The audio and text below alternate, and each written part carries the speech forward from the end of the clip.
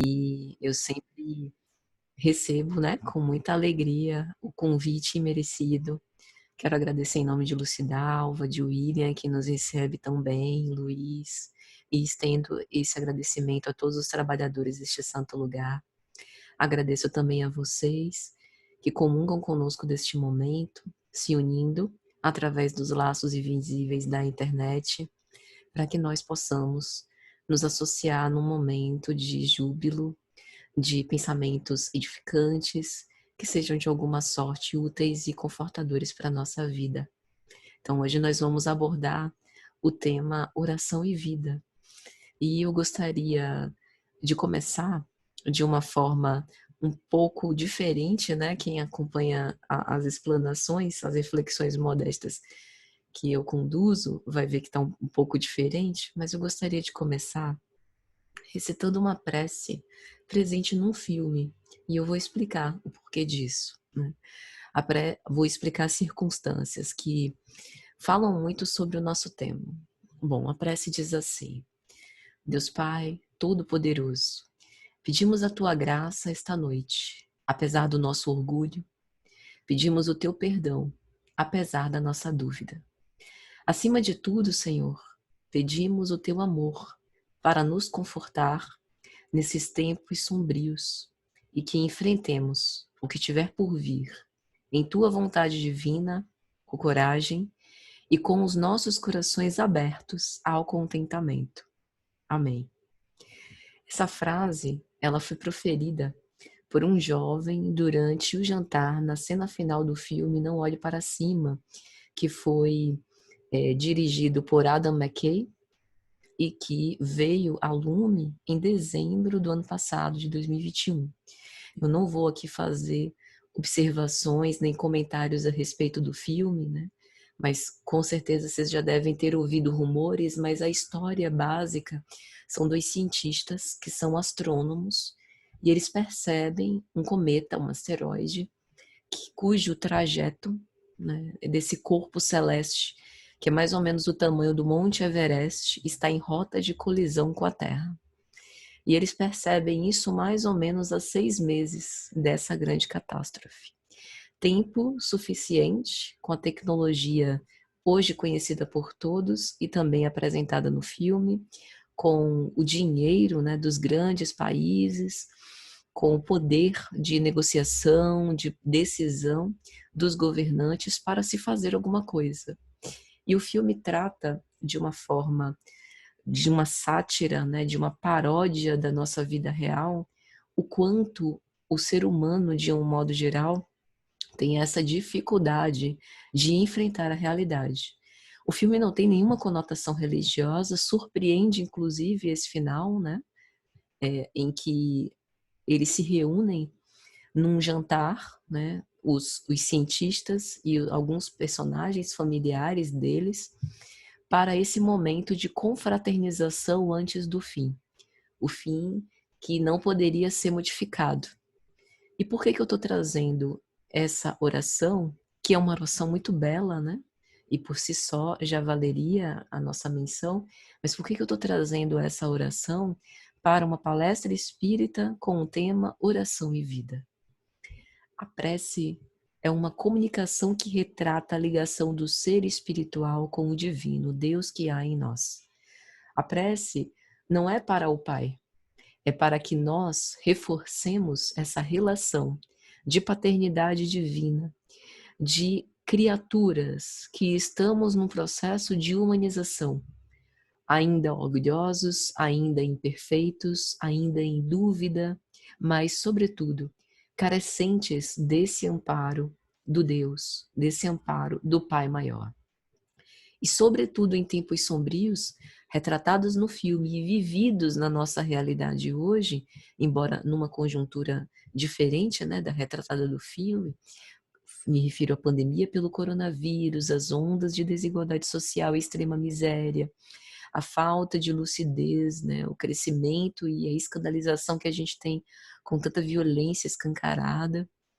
Acima de tudo, a prece se justifica não exatamente para que os nossos destinos especificamente sejam modificados, porque assim como no Pai Nosso, a prece que o nosso Senhor nos concedeu, nos ensinou a orar, né, nosso Senhor Jesus Cristo, como nessa, a vontade divina é rogada, é exortada que seja prevalecida, o que implica essa condição de humildade, de que nós nos submetemos à vontade de Deus, não obstante a nossa incúria, o mau uso do nosso livre-arbítrio, o não aproveitamento, a contento ainda dos potenciais que nós temos de inteligência, dos próprios recursos internos, para que possamos ter uma vida melhor e conviver de um modo mais pacífico. No filme fica muito claro o quanto o egoísmo humano, tanto na figura daqueles que detêm grande poder, fama, dinheiro, quanto na figura individual de cada pessoa, que dá de ombros, que tergiversa a informação dada pelos cientistas e que não olham para cima, né? Ou seja, a nossa posição individual, enquanto participantes nessa sociedade, conta muito para o processo de transição planetária que a gente está enfrentando. Porque nós não passaremos para um planeta de regeneração do jeito que nós estamos. Esse melhoramento íntimo, essa reforma moral precisa ser operada. E ela não será operada apenas pela oração. Mas a oração é importante nesse processo porque é alimento da alma. É uma forma que nós temos de reforçar essa conexão e nos lembrar da nossa essência divina. Manter a perseverança, a coragem e, sobretudo, os nossos corações abertos para aceitar com contentamento. Um contentamento que o próprio apóstolo Paulo refere tanto nas suas epístolas, né? Regozijai-vos sempre. E olha que ele escreveu isso quando esteve preso, quando esteve flagiciado, quando foi apedrejado, quando perante os olhos do mundo ele era considerado louco. Então, espero que agora esteja um pouco mais claro, né? Porque a vida de que a gente refere no título da palestra não é exatamente nos privar dos desafios pelos quais a gente tem que passar. A prece naquele momento final no jantar não faria o asteroide parar ou mudar magicamente de rota. Faltou uma ação humana, né? Que no caso do filme, eles estavam planejando uma incursão da NASA para poder destruir o asteroide antes que ele entrasse na atmosfera da Terra. E aí, com seus fragmentos espalhados, provavelmente causariam impacto, mas não destruiriam o planeta e nem dizimariam completamente a raça humana, né? E isso não foi feito por ambição. No filme isso aparece, né? Então veja a figura com a nossa sociedade atual. Será que a gente também, entre aspas, figuradamente, não está se matando por conta da ambição? Então, a prece não mudou o destino deles, mas os fez mudar a forma como eles lidaram com a situação, né? Então a oração e vida, essa vida é a vida verdadeira. É aquela referência à água lustral do Evangelho, a referência que Jesus faz no seu diálogo com a samaritana, em que ela pede a ela a água, né? E ele fala que aquela água, hoje, se tem sede e se bebe, amanhã se terá sede de novo. Mas a água que ele tinha para dar, jamais qualquer um sentiria sede depois de tomar. Essa água que é fonte de vida e esperança. E é esta vida que a gente obtém, que a gente encontra, que a gente se atenta, que a gente reformula enquanto propósitos existenciais quando nós mantemos o hábito de orar. Então a oração é um extravasamento da alma. Por isso, antes de fazê-la, é preciso preparo, organizar os nossos próprios pensamentos, passar de um estado de confusão, de pensamentos acelerados, em que quase sempre nós estamos, para um processo de disciplina, de equilíbrio da mente e dos nossos sentimentos.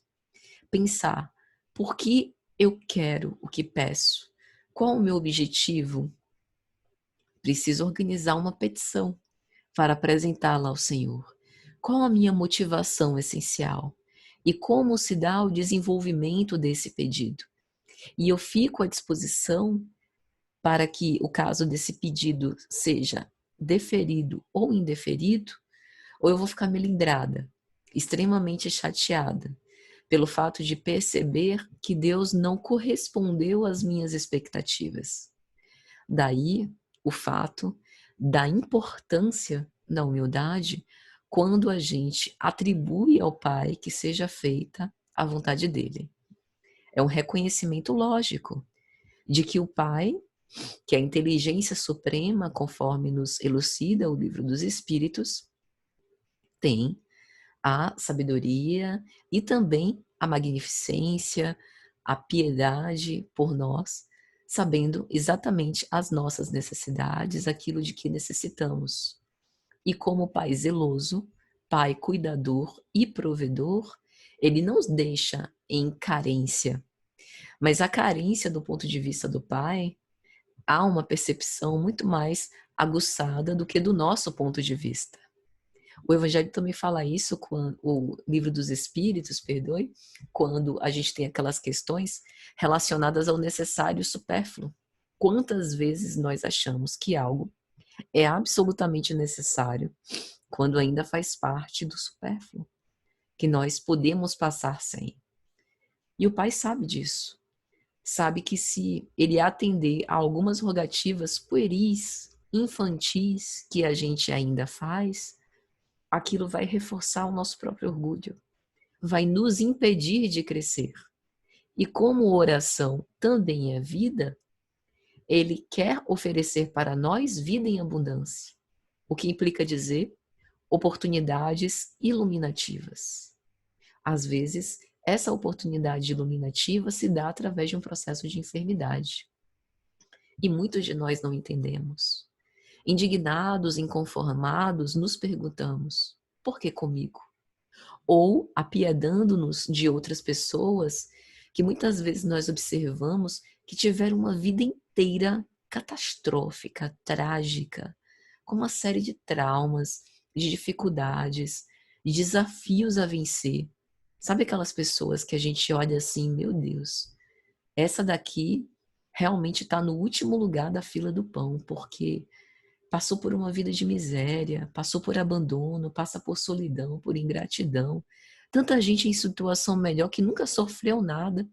Será que parte do fardo que essa pessoa carrega não poderia ser dividido para quem ainda não experimentou o sofrimento? Porque essa criatura aqui está sendo muito castigada.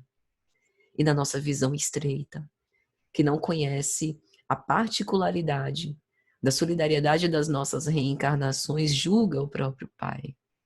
Deus não é justo. Veja que engano nosso, né? O Pai que nos criou, que nos conhece antes que nos tornássemos quem nós somos, que acompanha o nosso processo de humanização, o nosso desenvolvimento moral, o nosso aperfeiçoamento também intelectual. Ele sabe muito bem, muito melhor do que nós possamos supor, os pedidos que devem ser deferidos ou indeferidos.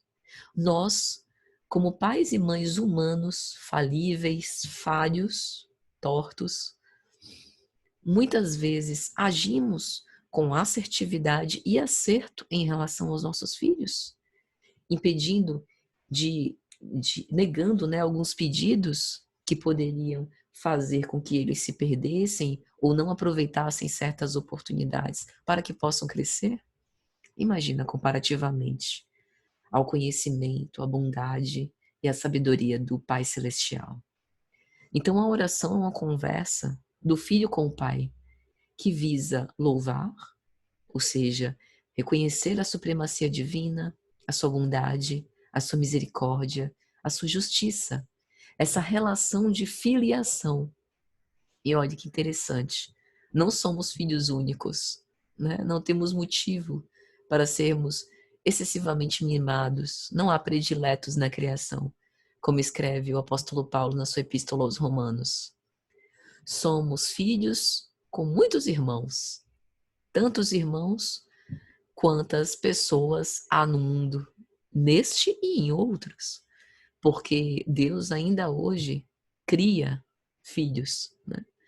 E nós conhecemos apenas aqueles com que nós ombreamos nesse planeta, nessa escola de provas e expiações, uma escola temporária, que é escola e também hospital de almas, mas a nossa irmandade planetária, né, que atravessa as fronteiras do planeta, universal ou universais, digamos assim, a gente nem tem condição ainda de conceber. Então, louvar essa grandiosidade, essa lei de harmonia, de equilíbrio, por mais contraditório e paradoxal que isso possa parecer, porque alguns dizem que Deus não existe por conta das grandes transformações que a gente vê operar e que o Espiritismo explica, pela utilidade e importância da lei de destruição, íncita em O Livro dos Espíritos. Uma oração que visa pedir, suplicar pelo que nós gostaríamos, abertos para receber aquilo de que precisamos, porém, nem sempre o que merecemos, graças a Deus. Sempre recebemos aquilo de que temos necessidade para os nossos processos de aprendizagem, mas nem sempre o que merecemos, porque em algumas situações não mereceríamos 1/100º das oportunidades que ainda temos. O Pai, como uma graça, nos concede, e o quanto a gratidão hoje é falada em redes sociais, mas esse sentimento profundo, com forte sentido psicológico, que é o sentimento da gratidão, demonstra essa maturidade do ser espiritual justamente de perceber essas nuances. Em cada pequeno livramento do nosso cotidiano, o quanto Deus está presente, cuidando de nós, né? E oração que também visa agradecer. Mesmo que não sejamos atendidos nas nossas súplicas, reconhecendo que Deus é nosso divino cuidador, agradecemos por tudo que temos de graça, ou seja, sem merecer, sem que seja um processo em que opere a lei de causa e efeito, por concessão do céu. A radiação luminosa do sol, a bênção, né, da luz prateada da lua quando chega a noite, que vai nos induzindo ao sono, a esse processo de recolhimento, o ar que respiramos, as oportunidades iluminativas que nós temos de aprendizado na família, na nossa vida profissional e em tantas outras oportunidades. E com base nisso nós pensamos, por que Jesus orava? Se ele é o Cristo. Por isso mesmo, porque ele é o Cristo, é o modelo. A comunhão com Deus faz-nos fortes. E Jesus demonstrava isso, não apenas isso, mas os tantos outros ensinamentos que ele compartilhou conosco em ações práticas na sua vida. Uma vida de excelência enquanto posição de filho unigênito de Deus. Jesus, em todos os seus passos da trajetória que nós temos anotados, né, nos evangelhos, ele demonstra como nós reagiremos, como se configura as bem-aventuranças, como é o proceder daquele que passou por todos os processos humanos e atingiu a humanidade real, como diz Emmanuel na obra Fonte Viva, ou como diz Joana de Ângeles na sua série psicológica, que converteu-se, né? Consolida-se hoje como um homem integral. A humanidade em integralidade, em perfeição. Então, por isso ele é nosso modelo. Quando nós olhamos para o Cristo, todos os seus gestos, as suas práticas, os seus ensinos, a gente vê um reflexo cristalino do pensamento de Deus e da proposta que Deus tem para a humanidade inteira. É chegar naquele ponto. E é lógico que a primeira constatação mais básica que nós temos, quando comparamos as nossas ações com as ações crísticas, é perceber o abismo imenso que nos separa. Mas Jesus, como pedagogo exemplar, como mestre que é, jamais nos deixou de incentivar nesse processo evolutivo. E falando especificamente da oração, foi o Cristo quem claramente definiu as qualidades da prece. Ele fala sobre orar em secreto, para que o nosso momento devocional seja um movimento de comunhão íntima como um casamento. Não é por acaso que em mais de uma parábola o Cristo usa a figura do casamento para falar da comunhão sua com o Pai, como retrato da comunhão nossa de filhos espirituais, né, de Deus, com Ele, num futuro não muito distante. Então, essa comunhão é uma relação íntima e talvez nós, nesse estágio que nós estamos vivendo, a figura do casamento seja, né, essa comparação mais fácil de assimilarmos esses conceitos divinos. Um casamento pressupõe renúncia, pressupõe dedicação e cuidado, proteção, amparo, desejar bem, né, desejar o bem do outro, não ver apenas as próprias necessidades, mas ver também as necessidades do outro, não permanecer ensimesmado, querendo que o outro corresponda apenas às nossas próprias expectativas, mas entender também o outro em sua singularidade. Todos os movimentos, e por isso o casamento é tão desafiador para nós, né? Que nos leva a sair de nós mesmos, a sermos mais empáticos, abertos, solidários, fraternos, cooperadores. E o Pai nos quer cooperadores, mas não cooperadores para recolher os aplausos e os elogios de fora. A relação da criatura com o Criador é uma relação íntima. Por isso a oração em secreto. Para que os nossos nomes não estejam, né, nos trend topics, digamos assim, do Twitter. Eles não precisem figurar nesse status e sob os holofotes, mas intimamente a gente consiga perceber o quanto que essa comunhão nos faz mais vivos, vivos enquanto vida verdadeira. Ele fala também sobre não nos afetar a orar muito. O importante não é orar muito, longas orações, preces rebuscadas, mas orar bem, orar pelo sentimento. Kardec vai escrever mais de uma vez em um livro dos Espíritos. Para os Espíritos, a forma não é nada, o pensamento é tudo. E isso também é ensinado pelo Cristo, que de uma forma simples, porém muito profunda, nos ensina, por exemplo, a orar. Nos ensina a render graças ao Pai Celestial. As suas parábolas não são complexas no sentido de rebuscadas. O Cristo buscava elementos que fossem compreensíveis para aquele povo simples, elementos que contivessem coisas que todos pudessem assimilar. Rede, pesca, semente, né? Enfim, todos os elementos que fossem comuns, conhecidos. Mas os seus ensinamentos são de uma profundidade muito grande, porque o Cristo não fala para corpos, mas para espíritos imortais, que todos nós somos. Então não é preciso longas rogativas para louvar, pedir, agradecer. É apenas necessário elevar o pensamento ao Pai. Ele nos fala da sinceridade, para que nós deixemos o nosso orgulho, né, um pouco de lado e nos abramos o nosso coração, como dizia o profeta Joel no Antigo Testamento, rasguemos os nossos corações para nos entregar em holocausto naquele momento. E de que holocausto a gente está falando? A gente está falando do quanto nos dói ter as nossas ilusões rasgadas, o quanto nos dói nos reconhecer presunçosos, o quanto nos é doloroso ainda nos ver repetindo velhos equívocos, sendo que o conhecimento a gente já tem para fazer algo diferente.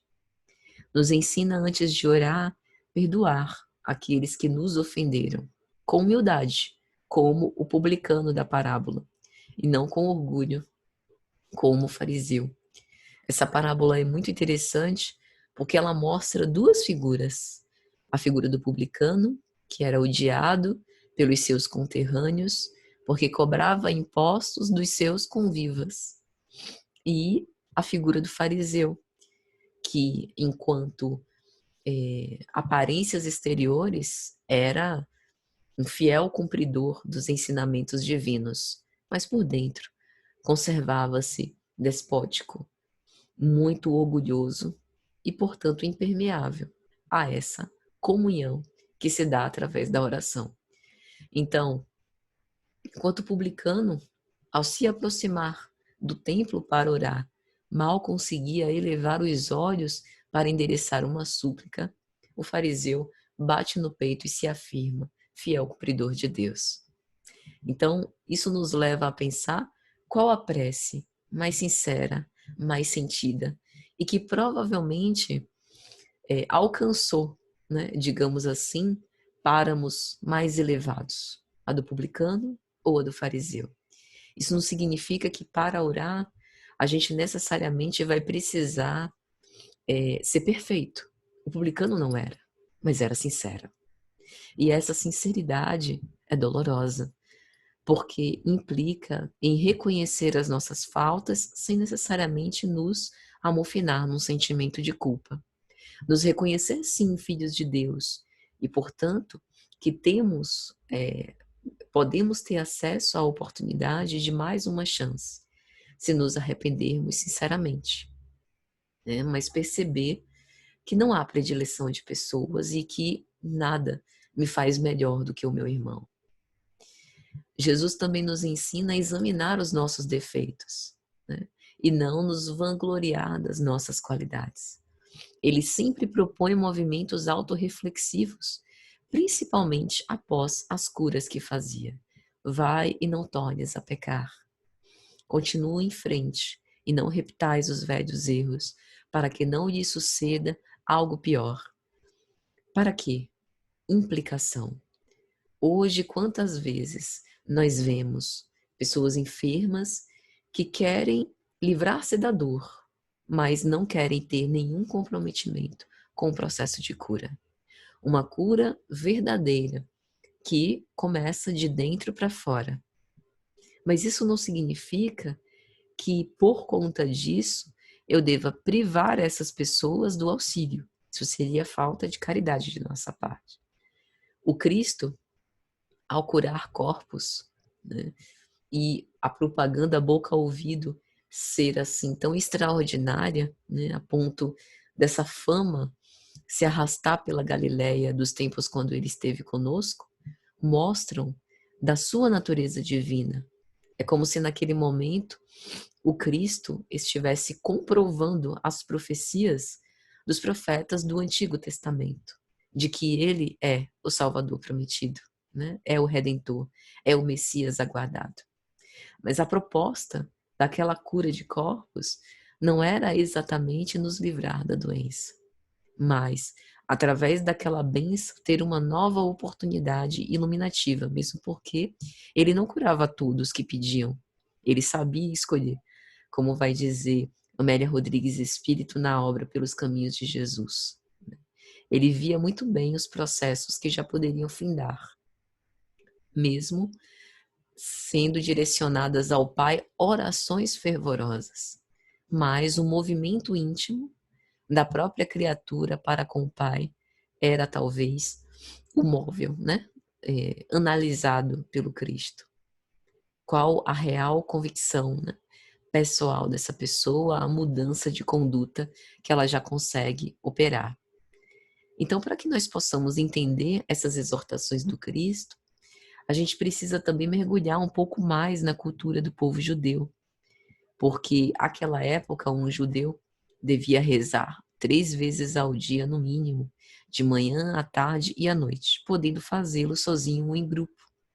Mas sempre que o fazia coletivamente, nas sinagogas, era obrigatório ter uma espécie de contagem por 10 homens ou mais de maior idade para ter um serviço religioso completo.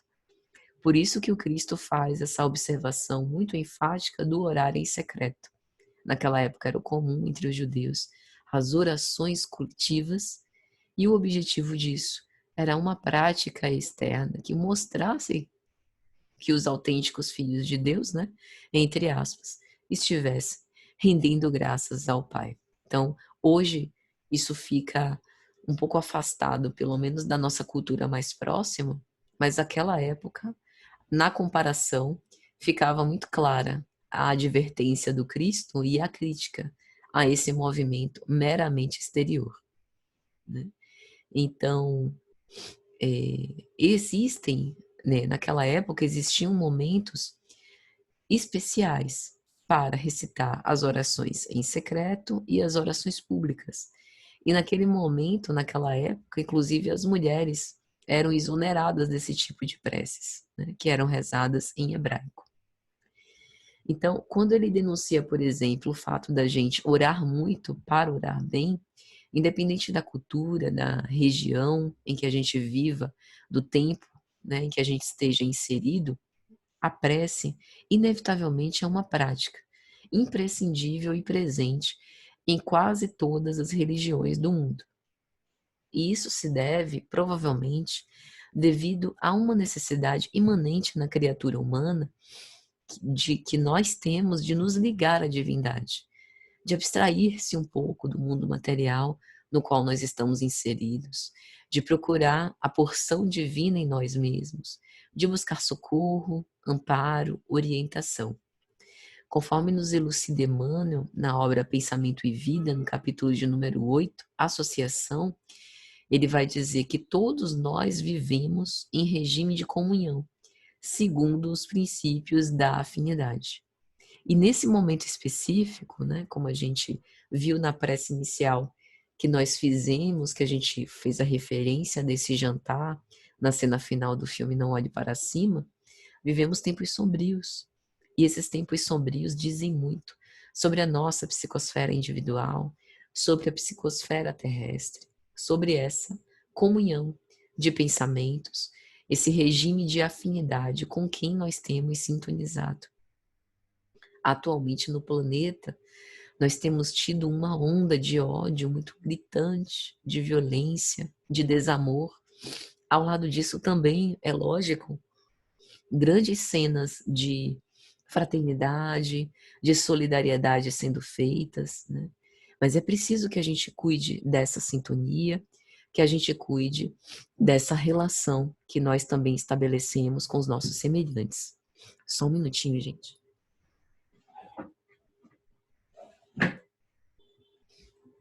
Então, inevitavelmente, nós estamos cercados por espíritos que comungam pensamentos semelhantes aos nossos e que vibram em plena sintonia conosco.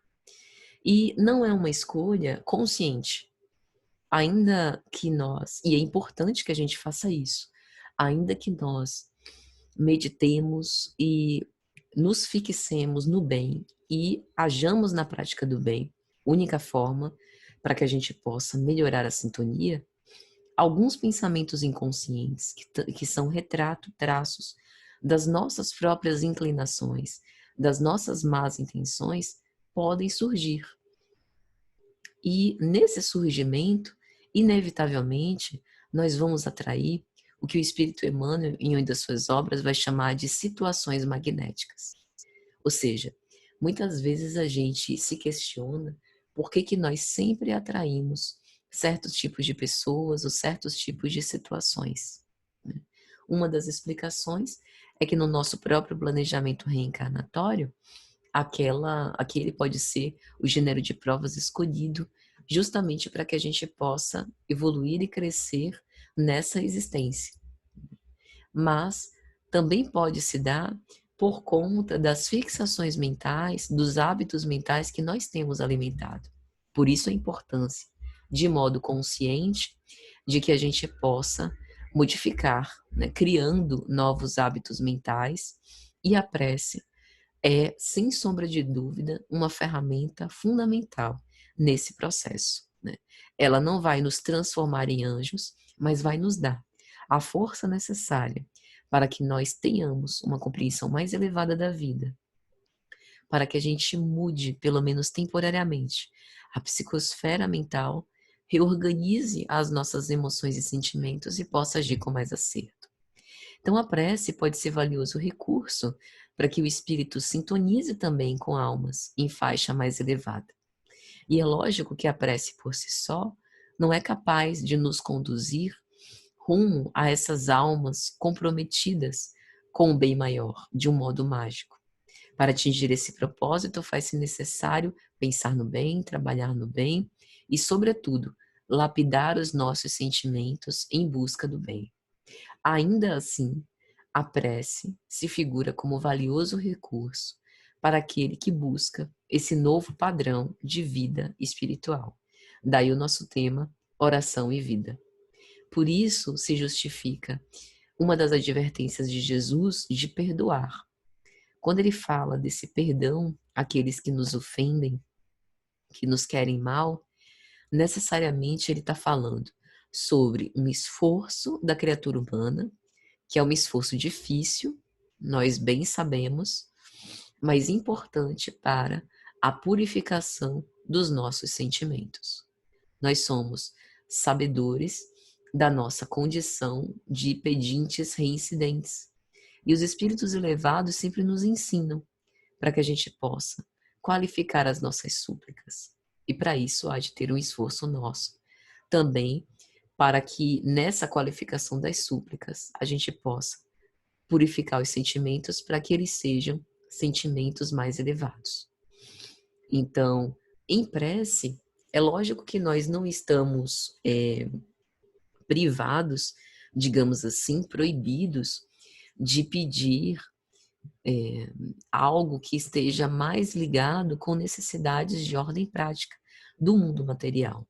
Mas é sempre mais producente se nós pedimos a coragem para enfrentar os desafios que surgem, a paciência para buscar as soluções mais adequadas, a resignação para convivermos com os desafios que somos, né, incapazes de superar, pelo menos por enquanto, porque são potenciais que ainda dormem no nosso mundo íntimo e que, através desse auxílio divino, por parte dos seus emissários, a gente vai tendo condição de vencer e de conquistar, também às custas do nosso próprio esforço, né? Quando Jesus orava, as multidões, em geral, né, ele já tinha feito esse processo de cura, de compartilhamento dos seus ensinamentos. As multidões acorriam para ouvi-lo e serem curadas, e geralmente no final do dia, isso, por exemplo, a gente vê muito na série evangélica pelo Espírito Amélia Rodrigues, a descrição que ela faz, ele tomava certa distância, entrava em recolhimento e começava a orar. A gente vê esse movimento oracional do Cristo antes dele pregar pela Galileia, antes de ser preso, né? Naquela meditação e oração do horto, antes da transfiguração no Monte Tabor. E o Espírito Joana de Ângeles, na obra Momentos de Saúde e Consciência, na primeira parte, que é Momentos de Saúde, ela vai nos dizer que a oração não altera o campo das lutas, mas brinda resistência para os embates. Um exemplo clássico disso foi o que a gente falou no início da nossa explanação, né? Não mudou a rota do asteroide, mas talvez percebeu a situação de um outro modo, né? Aceitando com mais humildade e contentamento. Tem uma obra de Emmanuel, que é Ave Cristo, pela psicografia de Chico Xavier, que mostra logo no seu início um diálogo entre Cláudio e Varro. Cláudio foi o benfeitor espiritual que concedeu a Varro 100 anos, né, para que ele pudesse vir em missão à Terra com o objetivo de, entre aspas, resgatar o seu filho Tassiano. Era um amor muito grande, de priscas eras, e Varro tinha esse desejo de reconduzi-lo, né, aos braços do pai, fazendo com que ele pudesse, de algum modo, ter esse movimento, né, de retorno à casa paterna, como o próprio filho pródigo. E uma das coisas mais belas que Cláudio vai dizer a Varro antes de ele imergir no planeta Terra é o seguinte: Varro, não te esqueças de que pela oração nós continuaremos juntos. Ainda mesmo sob o pesado véu do esquecimento na luta física, ouviremos os teus apelos, amparando-te com o nosso esforço assistencial. Vai em paz, quando quiseres, e que Jesus te abençoe. Veja que coisa. A diferença, provavelmente, né, pelo que a gente vê da obra, que a gente não tem medidor da moralidade de ninguém, mas a diferença de superioridade moral de Varro para a maioria de nós é significativa, né? Varro tinha muitos méritos, né, muitos créditos para vir nessa excursão de assistência, digamos assim, a esse filho muito amado ao seu coração, e já tinha dotes, né, do seu espírito, como humildade, paciência, tolerância, resignação e coragem, que facilmente mantinham em contato direto com o Criador, através dessa comunhão. O que eu estou querendo dizer? A conexão dele com o Pai era uma conexão um pouco mais forte do que a média geral de nós, né? Só que ele ia ser abafado pela neblina carnal, como diz Emmanuel. Nós sabemos que como ele não era infalível, ainda não, mas já era um espírito superior, ele iria voltar à Terra e poderia sucumbir. Não estava nada garantido. Então, Cláudio lembra do poder da prece para que ele se alimentasse, consubstanciasse os seus objetivos nobilíssimos, a missão de que ele estava investido, e que nos momentos de esquecimento da luta física, porque ele não seria privado, como nenhum de nós somos, do esquecimento do passado. Então, sob esse pesado véu do esquecimento do passado, guardaria uma intuição, né, muito profunda, muito clara, de que pela prece poderia ter essa conexão reafirmada e, com base nisso, ter mais forças para lutar. Então, a prece nos auxilia, né? Ela nos mantém em elevada comunhão de propósitos com os emissários de Deus, com os benfeitores espirituais. E isso se dá por conta da liberdade de que gozamos a partir do pensamento. Kardec, na questão 833 do Livro dos Espíritos, num conjunto de questões sobre lei de liberdade, ele vai questionar, né, a espiritualidade superior, que vai responder que no pensamento o homem goza de uma liberdade sem limites, não conhece entraves. Pode se deter-lhe o voo, mas não aniquilá-lo. Então a nossa mente é livre, embora o aparelho cerebral possa limitar as nossas expressões, né, as expressões do pensamento, da mente na carne. Mas essa liberdade pressupõe responsabilidade por aquilo que nós desejamos. E isso visa incentivar essa comutação das ondas mentais. Mas a gente não pode deixar de perceber que, com base nisso, nós vamos atrair forças afins às nossas. Então, assim como o professor estimula, através dos seus pensamentos e dos ensinamentos que compartilha, o aluno ao aprendizado, assim como o sacerdote consola um espírito desolado que lhe pede amparo e arrimo, assim como um médico encoraja o seu paciente com autoridade e doçura, a prece se assemelha também a esse tipo de associação mental. Daí a importância de desenvolvermos esse hábito mental em todo e qualquer lugar, fugindo dessas práticas externas. Porque esse reto pensamento sustenta também a nossa conduta reta, que a gente fala tanto, né, de prática do bem, mas para consolidar a prática do bem, a gente precisa também pensar o bem, né? Kardec vai escrever na obra Gênese que o fluido universal é o veículo do pensamento, como o ar é o veículo do som.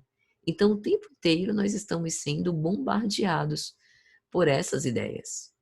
Fica muito fácil da gente perceber com o advento das redes sociais. Com quantas ideias nós estamos associados quando a gente simplesmente destrava o celular e começa a navegar nas redes sociais, né? Sem precisar disso, nós que somos antenas psíquicas e irradiantes, também estamos o tempo todo nos associando com outras mentes. E aí, gente, já para chegar nas nossas considerações finais, eu gostaria aqui de lembrar de uma obra pelo Espírito André Luiz. Ele tem uma série excepcional, né, que é a coleção A Vida no Mundo Espiritual, que pela psicografia de Chico Xavier nos mostra de um modo muito claro diversas configurações de estados mentais também em várias zonas, né, da erraticidade, de colônias, né, do ambiente da crosta, como é o estado após a desencarnação do espírito, mostrando como era a sua vida e a condição em que ele se situa.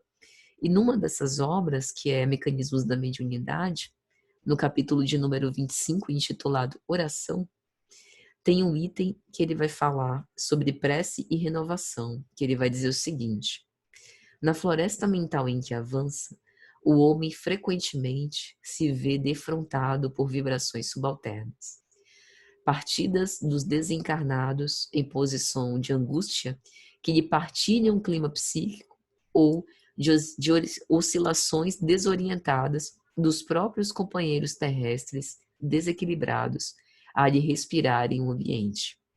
Ou seja, a dificuldade que a gente tem em lidar com a complexidade da nossa oscilação emocional como no nosso estado de humanidade, ela também se dá por esse conúbio, por essa conexão que a gente estabelece entre mentes encarnadas e desencarnadas. Então, a nossa renovação mental, e ela pode ser auxiliada através da prática da prece, também pode ajudar espíritos sofredores que ombreiam conosco, que permanecem em derredor dos nossos passos, como aquela nuvem de testemunhas que o apóstolo Paulo diz.